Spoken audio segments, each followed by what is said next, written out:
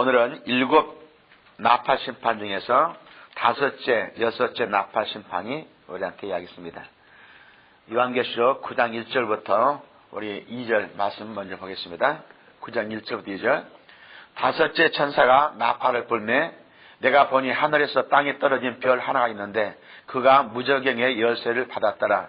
그가 무저갱을 여니 그 구멍에서 큰 화덕의 연기 같은 연기가 올라와 오매 해와 공기가 그 구멍 연기로 말미암아 어두워지며 말했습니다.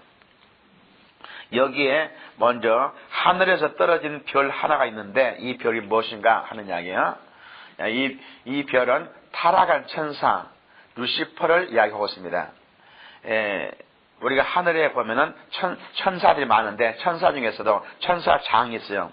이 천사장이 있는데 천사장 중에서 우리가 알고 있는 천사장은 힘센 천사, 마이클, 미가엘 천사, 그리고 소식을 전해주는 천사장, 가브리엘 천사장, 뭐 이런 천사들이 쭉 있습니다. 근데 그 천사들 밑에 또 엄청 많죠.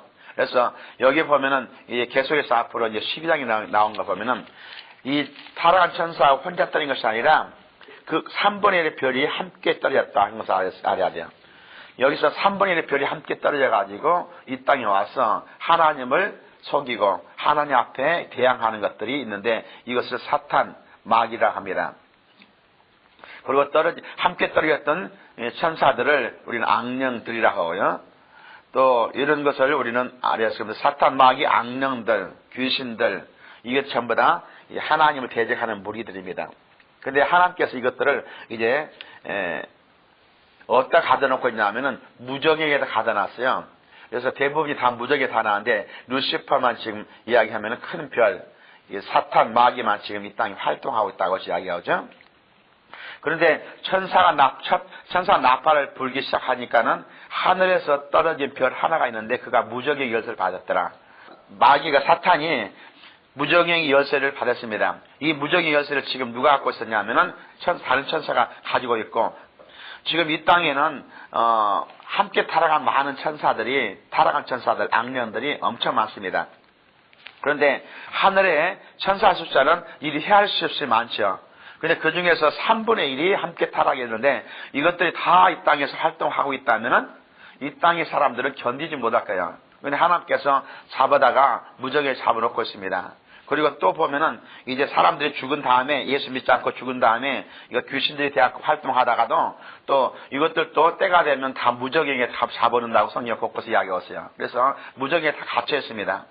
근데 무적에 갇혀 있는데 이 사탄이 무적의 열쇠를 받아가지고 그 무적의 열쇠를 받아서 무적을 여니까 거기서 엄청난 많은 갇혀있는 소위 말해서 귀신들이 다 튀어나온 것이죠.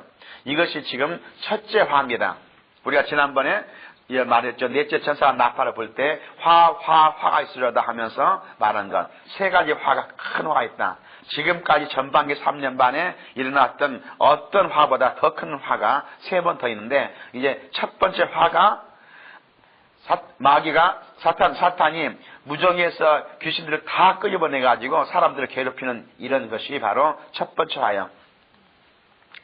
우리가 이제 이사야서 14장 12절 보면 너 아침의 아들 계명성이여 어찌 그리 하늘에 떨어졌으며 너 열국을 엎은 자여 어찌 그리 땅에 찍혔는고 하는 거 보면은 여기에 루시퍼란 말이 있어요. 여기서 분명히 별 하나가 있는데 이 루시퍼란 말이 킹제임스 버전에 이 계명성 루시퍼, 이 루시퍼는 또 다른 버전에는 모닝스타라고도 많이 써 있습니다만은 이 루시퍼를 땅에 떨어졌다고 합니다.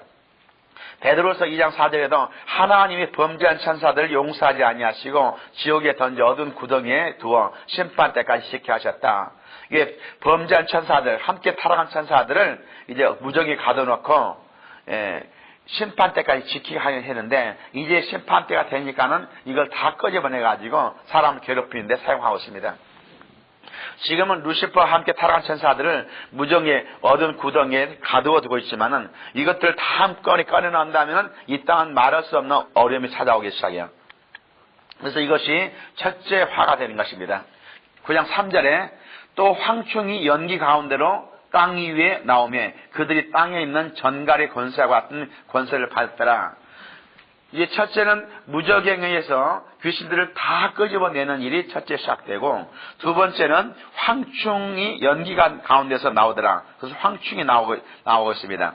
이 황충이 무엇인가 하면서 우리가 생각합니다. 어제 제가 말씀드린 것처럼 지금 8장, 9장 계속 나오는 것들이 하나의 상징적으로 이렇게 이야기하고 있지, 그것이 현실이 무엇인지는 모릅니다. 2000년 전에 사도 요한이 오늘날 되어진 일들을 본다 할지라도 그의 지식과 그의 경험에, 그의 한계로 더 이상 기록할 길이 없죠. 그래서 지금 오늘 읽었던 이런 내용 들으면은 이거 무엇일 것이다 하는 그런 상상만 할 것이지 이렇다고 정확히 말할 수가 없다는 것을 먼저 알아야 됩니다. 어제 말씀한 것처럼 잠시 제가 말씀드린 성경을 보는 성경 해석의 원리가, 모든 성경은 있는 그대로, 글자 그대로 문자적으로 해석한 것이 원칙이지만은, 문자를 해석하지는 이런 상징들, 비유들, 이것들은 거기서 한 가지 원리만 찾아내는 것이지 그거 하나하나 가지고 따지지는 말자, 이런 이야기를 했습니다. 예를 들어서 그래서 문자적으로 해석 안 하면은 성경은 아주 엉뚱하게 흘러가요. 통일교 문선명이 이제 자기가 재림예수라고 이야기하죠. 재림예수라고 할 때 그들이 가르치는 원리 강론의 재림예수는 뭘로 나오느냐? 분명히 성경은 구름 타고 오시리라고 했어요. 이게 구름 타고 오신다는 말을 자기는 그러면 당신이 구름 타고 왔느냐 했더니요, 이렇게 말했고 대답을 이렇게 했거든요. 거기 나온 것이 원리 강론에 나온 내용이 그렇습니다. 구름은 수증기고 구름은 이렇게 물이다. 결국은 사람 몸도 그냥 78% 이상이 물로 된 것이기 때문에 사람의 몸을 입고 온다는 것이다. 이렇게 성경 자체를 문자적으로 보지 않고 그걸 영해가는 거면은 완전히 다른 이야기가 된다고 합니다. 지금 8장 9장에 나오는 것들은 이런 일이 생기고 이런 어려움이 생겼다는 것이 문제지 거기 하나하나를 볼 수가 없죠. 사도 요한이 보면서 황충을 봤는데 황충 내용이 그랬어요. 이 황충은 전갈의 복을 가졌더라, 이런 말씀이 있습니다. 구약 성경에 황충 이야기가 곳곳에 많이 나옵니다. 요엘서 1장 1장도 나오고 2장이 나오고, 황충이 한번 내수하면 농작물이 다 없어질 뿐만 아니라 초목이 순식간에 사라진다고 했어요. 그래서 이런 황충들이 나와서 고통을 갖다 주고 천지지변을 갖다 준 것인데, 이런 황충 같은 것이 하나 나와가지고 하는 것이, 원래 황충이 나오면요, 모든 수목을 다 완전히 풀이나 모든 농작물 다 없애는 건데, 여기서 지금 4절에는 수목은 해하지 말라. 하긴 수목을 해하지 않고 대신에 그 황충들이 뭘 했냐면은 하나님의 인침을 받지 않은 사람들만 해하시더라. 여기서 하나님을 인침 받은 사람들 누구냐면은 그 전에 마서 7장에 14만 4천 명이 하나님의 인침을 받았습니다. 지금 예수 믿고 하나님 자녀가 된 사람들은 이미 다 휴거돼서 올라가 있고, 이 땅에는 하나님 인침 받은 14만 4천 명과 새롭게 이제 예수 믿고 구원받으면서 이제 적그리스도가 대항한 사람들은 남아 있습니다. 그래서 그것 전부 그 사람들은 하나님 인침을 받은 사람들이고, 나머지 하나님 인침 받지 않는 사람들은 적그리스도에게 속아서 적그리스도를 섬기고 있는 사람들만 이제 남아 있죠. 그런데 이것이 나와가지고 사람들만, 하나님 믿지 않는 사람들만 지금 해치는 내용들입니다. 얼마나 해치냐면은 전갈의 이 독을 가졌더라, 황충이. 전갈의 독은 세상에서 가장 극악하게 아픈 독을 전갈의 독이라고 합니다. 사막에 전갈이 물렸다면은 그 아픔 때문에 사람들이 완전히 그냥 기절하고 쓰러지게 됩니다.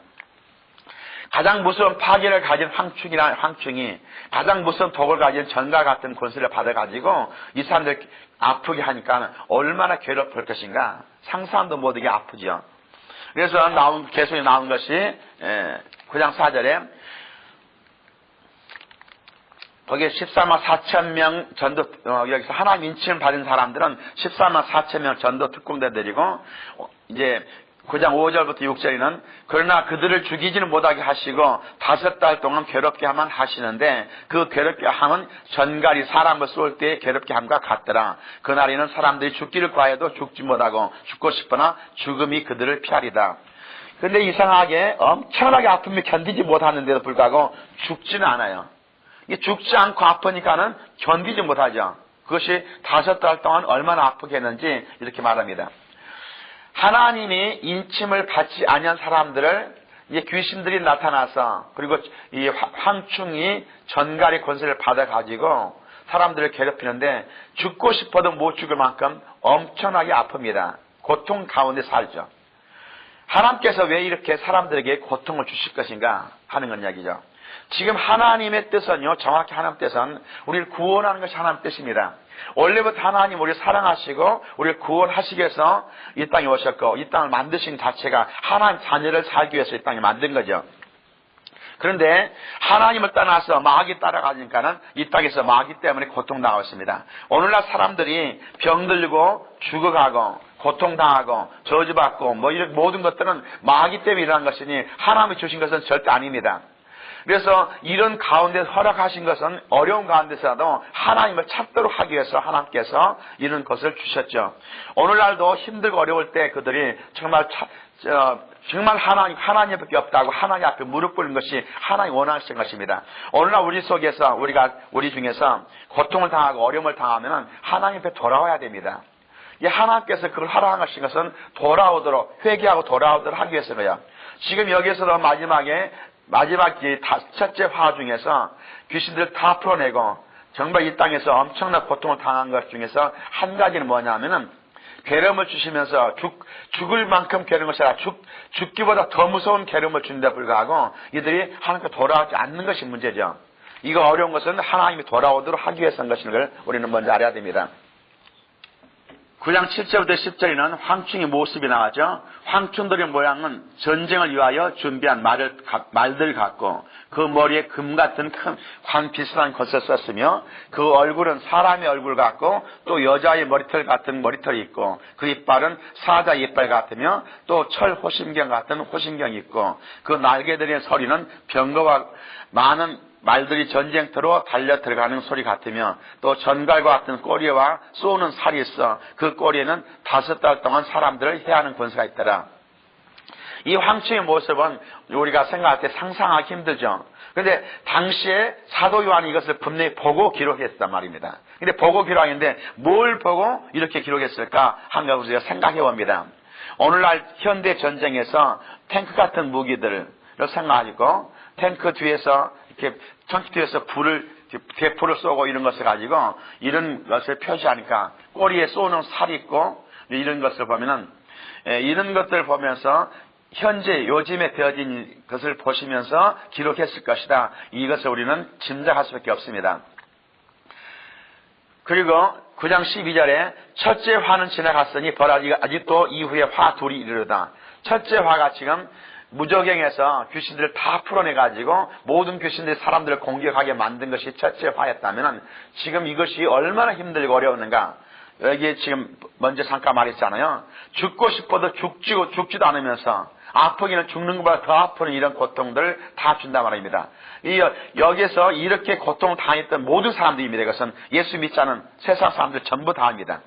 그런데도 불구하고 이들이 저녁에 돌아오지 않는단 말이 그 다음에 나온 것이 문제죠. 그래서 이것이 첫째 화입니다. 그런데 이후에 화가 둘이 더 있다 하는 말씀을 알아야 됩니다. 우리가 8장 13절에 화 중에서 세 가지 화 중에서 첫째 화가 바로 이것이고 사람들을 괴롭히고 병들게 하고 죽게 만드는 놈들이 바로 귀신들인데 이 무적에 갇혀있는 모든 귀신들을 다 풀어놓았으니 이 땅에 남아있는 사람들이 얼마나 괴롭힘을 당할 것인가 우리가 상상해봐야 됩니다. 그리고 이제 9장 13절부터 21절에 여섯째 천사 나팔 부는 것이 둘째 화라고 되어 있습니다. 14절 15절 말씀이요. 나팔 가진 여섯째 천사에게 말하기를 큰 강 유브라데에 결박한 네 천사를 놓아주라 하며 네 천사가 놓였으니 그들은 그 연월 일시에 이르러 사람 3분의 1을 죽이기로 준비된 자들이더라. 여기서 먼저 큰 강 유브라데스 강이 어디인가 먼저 알아야 돼요. 유브라데 강은요 원래 어디 제일 먼저 기록되냐면 에덴 동산에서 발원된 네 강이 있는데 그 중에 한 강이 유브라데 강입니다. 그러니까는 지금 오늘날 유브라데 강은 어디 있느냐 하면 터키 알메니아 산에서 발원해서 흘러가는 것이 터키를 지나서 시리아, 이라크, 사우디아라비아, 그 다음에 쿠웨이트를 지나서 페르시아만으로 흘러가는 강입니다. 강 길이는 엄청 길고요. 세계 몇 대 강에 들어가는 이런 큰 강이죠. 이 강 유역에서 무슨 일이 생겼냐면은 첫 번째 죄악이었던 이제 첫 번째야. 에덴 동산 받았기 때문에 거기서 하나님을 대적했던 첫 번째 재앙이 죄악이 거기서 시작됐고, 최초의 살인 사건, 하나님을 대적하는 바벨탑 사건도 바로 여기서 일어났고요. 니므롯이라는 사람이 우상을 만들어서 퍼뜨렸던 바벨 종교가 바로 여기서 일어났고, 이스라엘 백성들을 사로잡아 갔던 것도 바벨로니아, 바로 바벨 여기 지역이었고요. 인간의 마지막 죄악의 반역도 역시 이 바벨론에서부터 시작됩니다. 이 바벨론이 유브라데 강의 중심 지역이에요. 하나님을 대적하던 악한 천사들이 이곳에 결박되어 있었습니다. 그런데 이들을 풀어주자 하나님을 대적하기 위해서 이제 대대적으로 전쟁을 일으킵니다. 그래서 전쟁을 일으켰는데 얼마나 많은 사람이 일어나면 2만만이라 하잖아요. 2만만이라면 2만 곱하기 또 만이면은 결국은 2억의 군대란 뜻이에요. 2억의 군대가 한꺼번에 모여가지고 전쟁을 일으키고, 여기에 보면 남아있는 세계 사람들 3분의 1을 죽일 권세를 받았더라 해서 다 죽이는 이런 일들. 지금 2억의 군대를 동원할 만한 나라는 인도와 중국밖에는 사실 없습니다. 중국과 인도가 마지막에 이 사람들에게 마귀에게 쓰임받을 것인가? 이건 우리가 잘 모르죠. 그러나 그도 중국과 인도가 아니라 할지라도 이제 사탄 마귀가 각 제왕들을 충동시키면은 그 외에 곳곳에 나오는 이락, 이란 이런 모든 나라에서 다 함께 나오더라도 그들이 2억의 군대를 동원할 수 있습니다. 그런데 먼저 첫 번째 인을 떼고 두 번째 인을 뗄 때, 그때 벌써 이락, 이란 이쪽에 이스라엘을 대항했던 이런 나라들은 이미 멸망되어 버렸어요. 여기에 남아있는 것은 이제 유프라데스 강 건너편에서 넘어오는 사람들 남아있기 때문에, 유프라데스 강 건너편은 인도와 중국밖에 아니기 때문에 인도나 중국에서 올 것이다, 이렇게 많이 생각해요. 어디서 오든지 우리는 상관없지만은 결국은 이 땅에 남아있고 하나님 믿지 않는 사람들이 남아있는 그 지역에서 이제 전부 다 동원돼서 2억의 군대가 동원돼서 전쟁을 일으킨다, 이 말이 가장 확신 것이죠. 17절 말씀, 이 같은 환상 가운데 그 말들과 그 위에 탄 자들을 보니 불빛과 자질빛과 유황빛 호심경이 있고, 또 말들의 머리는 사자 머리 같고 그 입에서는 불과 연기와 유황이 나오더라. 이 세 재앙 곧 자기들의 입에서 나오는 불과 연기와 유황으로 말미암아 사람의 3분의 1이 죽임을 당하니라. 사도 요한이 2억의 군대가 무장한 장면을 보니까, 지금 당시 사도 요한이 있었을 때 전쟁이라는 것은 기껏해야 활이나 창이나 칼밖에 없었어요. 그런데 뭘 타고 오는데 엄청난 무서운 걸 타고 오면서 앞에서 불과 연기가 나오고 유황이 나오고, 그런 것 때문에 사람들이 쓰러져 죽고 하는 것을 보면서 이제 기록한 장면이 이런 장면이에요. 이게 뭘 보고 했을 것인가 하는 것은 우리가 보면은 요즘 현대자를 보면은 이건 그 정도밖에 생각하지 다른 이야기 할 수가 없습니다. 7인의 심판 때 전 세계 인구가 전 세계 4분의 1이 이미 죽게 되고, 바다의 3분의 1이 오염되고, 기근과 재난으로 엄청난 많은 사람이 이미 죽었습니다. 그런데 또다시 3분의 1 사람이 또 죽게 된단 말이에요.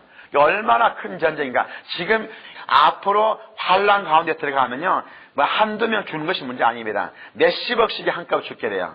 이런 상태가 지금 돼가는 것이 지금 오늘 나오는 7 나팔 심판 가운데서 일어난 이야기입니다.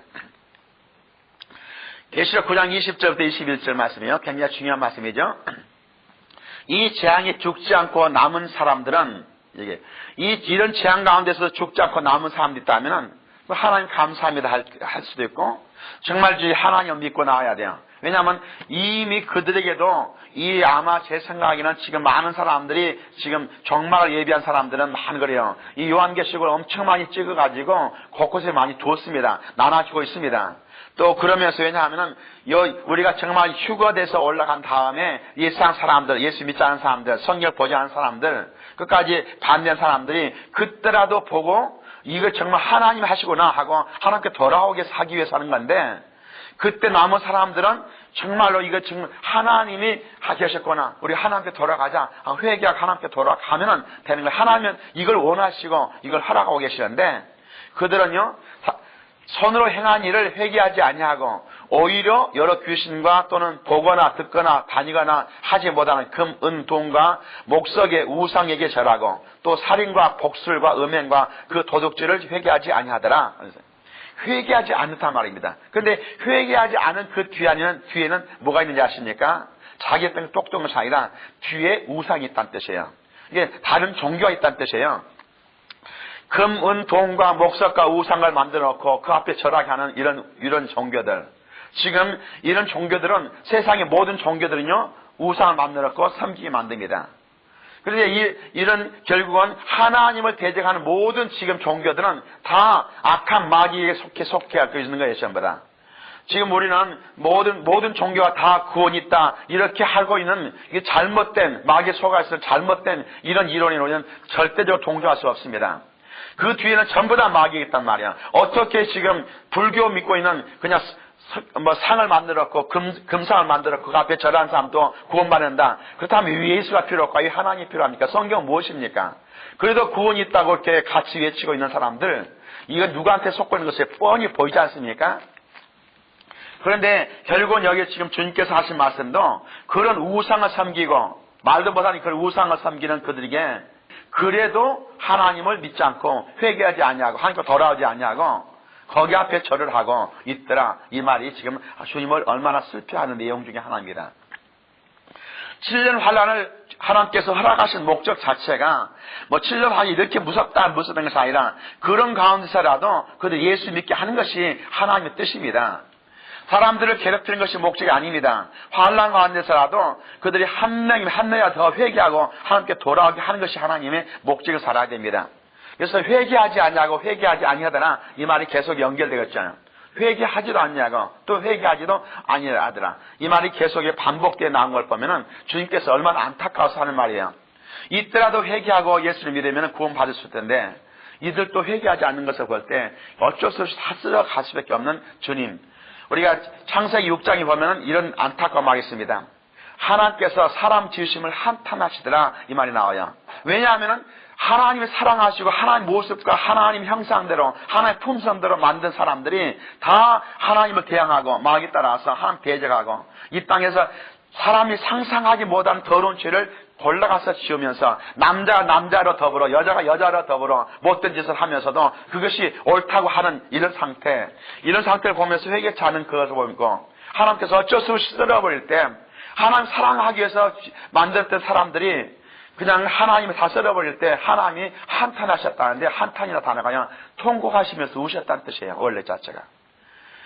그런데 지금도 주님께서도 마지막까지 그들이 돌아오기를 원하는데도 불구하고 하나님께 돌아가지 않냐고 우상을 섬기고 말 못하는 우상에게 절하면서 하나님께 안 돌아온 이들을 보면서 하나님이 안타까워서 지금 회개하지 않냐고 이것이 지금 반복돼서 지금 나옵니다. 20절에도 하나님 믿지 않고 있는 다른 종교를 믿는 모든 사람들, 이거 전부 다 우상에 절한 사람들입니다.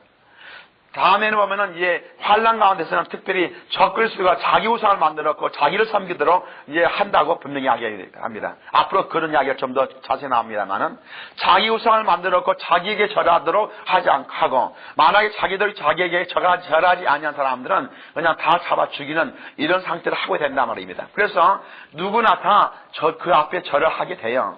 이런 것들을 볼 때 그러면서도 그들이 절을 하고 하나님께 안 돌아온 걸 보면은 이제 안타까워서 주께서 말씀하시고 있습니다. 이제 우리 한국 땅에서도 안타까운 것이 있었죠. 옛날에 일본의 천황을 신이라고 모시고 그리고 했을 때 한국 기독교 연맹에서요. 조선 기독교 연맹에서 천황을 섬기는 것, 천황에게 절하는 것은 천황을 섬기는 것이고 천황에 절하는 것은 하나의 국민의 의례이지 이 우상 섬기는 것이 아니다 하면서요. 우리는 천황에게 경배하고 천황에게 경배하고 천황에게 절하는 것을 한다고 하면서 함께 모여서 교회 대표들이 함께 모여서 천황에게 절하면서 했던 것이 있어요. 그것 때문에 우리 한국이 어떤 형태가 나왔어요? 우리가 말할 수 없는 어려움을 당했던 것을 다 볼 수 있습니다. 동족 상단의 빅을 잃었죠.